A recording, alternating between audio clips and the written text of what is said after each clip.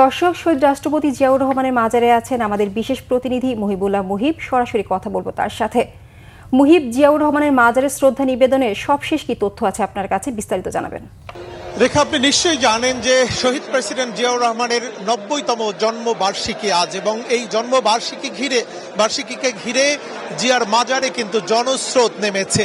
পুরো এলাকায় নেতাকর্মীদের ঢল নেমেছে, যেন তিল ধারণের জায়গা নেই। অর্থাৎ সেই বিজয় সরণির থেকে শুরু করে অন্যদিকে সেই আসাদ গেট, পুরো এলাকার লোকে লোকারণ্য হয়ে গেছে। এখানে শ্রদ্ধা জানাতে আসবেন বিএনপির চেয়ারম্যান তারেক রহমান। ইতিমধ্যেই এখানে এসে উপস্থিত হয়েছেন বিএনপির স্থায়ী কমিটির সদস্য ডক্টর আব্দুল মঈন খান, উপস্থিত হয়েছেন গয়েশ্বর চন্দ্র রায় এবং রুহুল কবির রিজভী, মির্জা আব্বাস সহ কেন্দ্রীয় নেতারা। আপনি নিশ্চয়ই জানেন যে এবার এমন একটি প্রেক্ষাপটে এই জন্মবার্ষিকী পালিত হচ্ছে যখন বিএনপির চেয়ারপারসন বেগম খালেদা জিয়া ঠিক তার স্বামী প্রয়াত জিয়াউর রহমানের সমাধির পাশেই চিরনিদ্রায় শায়িত রয়েছেন। এই ভিন্ন প্রেক্ষাপটে এবং নতুন এক বাংলাদেশে ভিন্নভাবেই কিন্তু এই আয়োজনটি হচ্ছে। আমরা দেখছি যে নেতাকর্মীদের মধ্যে উচ্ছ্বাস যেমন রয়েছে, একই সঙ্গে সেই বেগম খালেদা জিয়াকে হারানোর শোক আমরা লক্ষ্য করছি।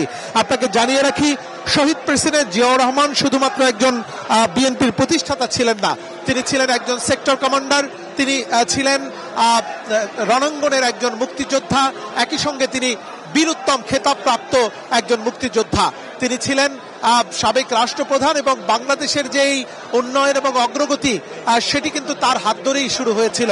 আমরা দেখতে পাচ্ছি যে ইতিমধ্যেই এই জিয়াউর রহমানের মাজারে এসে উপস্থিত হয়েছেন বিএনপির মহাসচিব মির্জা ফখরুল ইসলাম আলমগীর।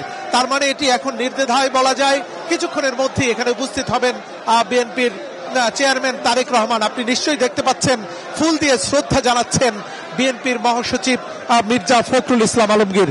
আপনাকে ইতিমধ্যেই জানিয়েছিলাম যে শহীদ প্রেসিডেন্ট জিয়াউর রহমান তিনি বাংলাদেশের ইতিহাসের সঙ্গে কিন্তু একেবারেই অবিচ্ছেদ্য অংশ হয়ে আছেন।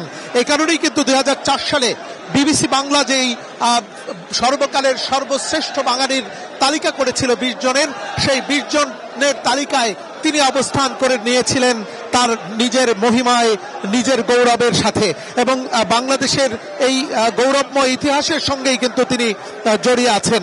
তিনি কিন্তু সরাসরি মুক্তিযোদ্ধা শুধু ছিলেন না, সেই ৭১-এর স্বাধীনতা ঘোষণা কিন্তু তার হাত ধরেই কিন্তু হয়েছিল, এবং তার সেই ঘোষণার মধ্য দিয়েই সারা বাংলাদেশের মুক্তিযোদ্ধারা কিন্তু সেই মুক্তিযুদ্ধে। মুহিব, ধন্যবাদ।